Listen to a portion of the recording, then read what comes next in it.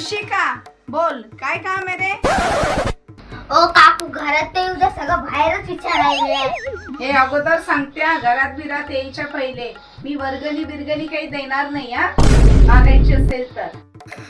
आओ काकू, तुम्ही कशाने ते बघायला आल तुम्ही. आओ काकू, स्वयंपाक काय केलं ते बघायला आल तुम्ही. काय खायला केलं?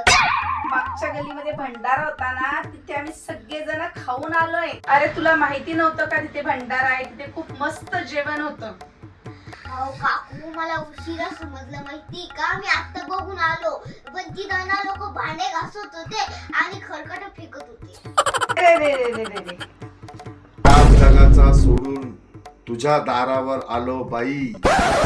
आधीच लय उशीर झाला, आता कर घाई कर घाई कर घाई. घराचं दडपण घरात नाही बाई, उंबारडा तुझा ओलांडतो, थोडा धीर धर बाई, धीर धर बाई, धीर धर बाई. अलग निरंजन, अलग निरंजन, अलग निरंजन, अलग निरंजन. बाबा,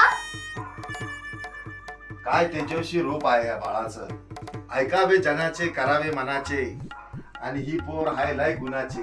हा, या पोराचं नाव आहे रब. काय नाव बाळ तुझं?